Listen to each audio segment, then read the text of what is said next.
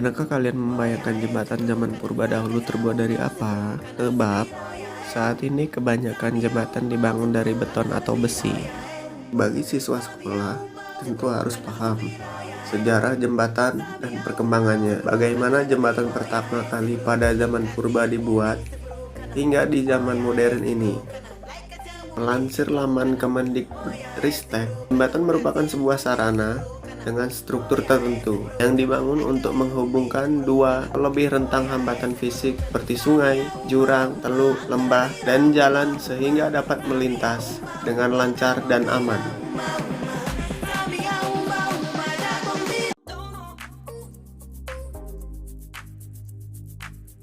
Pada zaman purba, jembatan belum diakui sebagai hasil karya konstruksi karena pada zaman itu manusia purba menggunakan batang kayu tumbang untuk menyeberang sungai.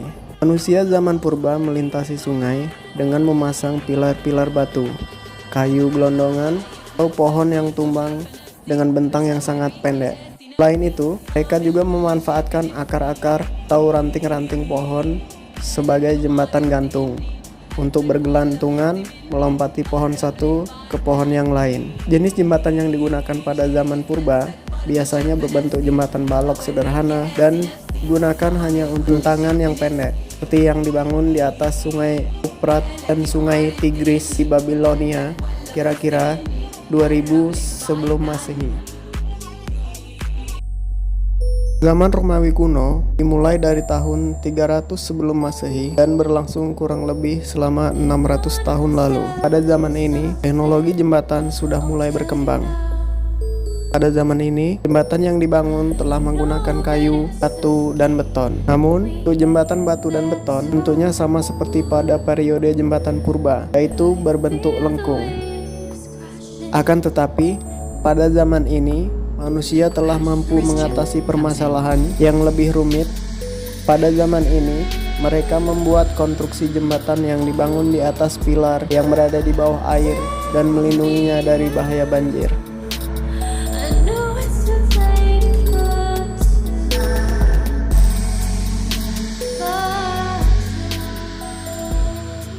Zaman pertengahan di Eropa berlangsung dari abad ke-11 sampai dengan abad ke-16, sudah runtuhnya Romawi.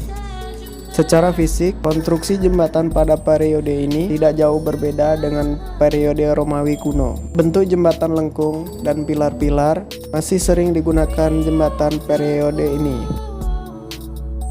Pada jembatan ini, jalan raya menghubungkan dua ruas kawasan perdagangan yang mempunyai jalan masuk menuju jalur pejalan kaki yang dibangun di bagian tepi dalam satu kesatuan konstruksi.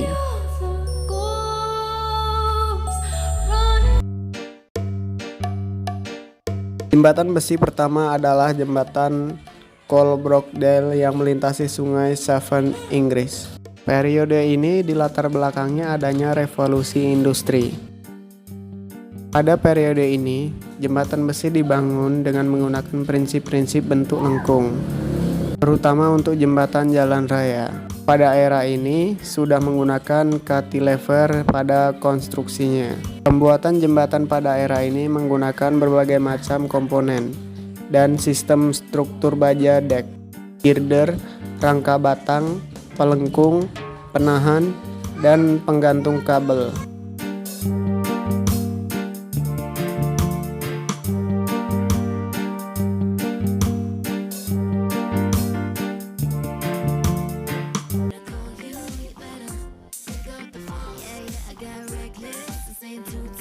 Di Eropa, jembatan kabel stayed berkembang dengan baik selama 3 dekade. Jembatan ini memiliki keunggulan yang lebih baik dibanding dengan jembatan gantung. Jembatan yang menggunakan sistem kabel stayed ini sudah mengalami peningkatan dari tahun ke tahun. Selain itu, jenis jembatan ini memiliki sisi unik tersendiri dan menarik perhatian para arsitek. Hal ini dikarenakan bentuknya yang sederhana dengan memiliki nilai seni yang tinggi dan kekuatan strukturnya yang baik. Maka dari itu, keuntungan dari penerapan jembatan kabel diantaranya meliputi penggantian kabel stayed bridge sangat mudah dilakukan meskipun kabel telah memiliki pelindung yang mencegahnya dari bahaya korosi. 2. Kabel yang bersifat individual memiliki ukuran lebih kecil apabila dibandingkan dengan struktur kabel menggantung berpusat, tidak rumit pada perangkaian dan pengangkaran.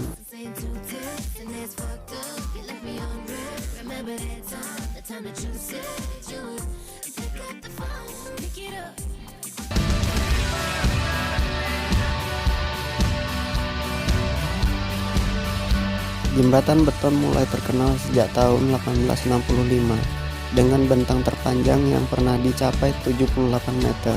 Konstruksi jembatan ini menggunakan gelagar beton bertulang. Jembatan Lengkung Sydney merupakan jembatan beton lengkung terpanjang yang pernah dibuat. Jembatan beton bertulang merupakan jembatan yang konstruksinya menggunakan material beton dan biasa digunakan untuk konstruksi jalan raya. Jembatan beton bertulang biasanya memiliki bentang 15-25 meter. Bagian struktur jembatan bertulang sendiri terdiri dari bangunan atas, landasan, bangunan bawah, fondasi, oprit, dan bangunan pengaman jembatan. Struktur pondasi beton umumnya bertulang tebal hingga 25 cm. Beton bertulang sendiri merupakan beton yang ditulangi dengan luas dan jumlah tulangan tidak kurang dari nilai minimumnya. Selain beton bertulang, ada pula beton prategang yang banyak digunakan saat ini. Kelebihan dari jembatan ini adalah awet, tidak mengenal istilah lapuk seperti kayu, relatif, tidak perlu perawatan, nyaman bagi lalu lintas, harga murah jika dikaitkan dengan umur pakai, atau manfaat yang panjang karena kualitas baik. Kekurangannya adalah harga mahal jika kualitas jelek sehingga umur pakai pendek. Konstruksi lebih rumit, perlu pengawasan ketat untuk menjamin kualitas beton. Fondasi perlu lebih kuat, lebih sulit dalam perbaikan jika ada kerusakan. Kesalahan dalam pengecoran sulit diperbaiki.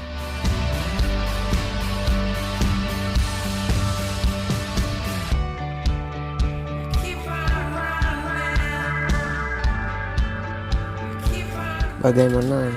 Apakah kalian sudah mengetahui beberapa fakta menarik seputar perkembangan jembatan dari zaman purba hingga saat ini?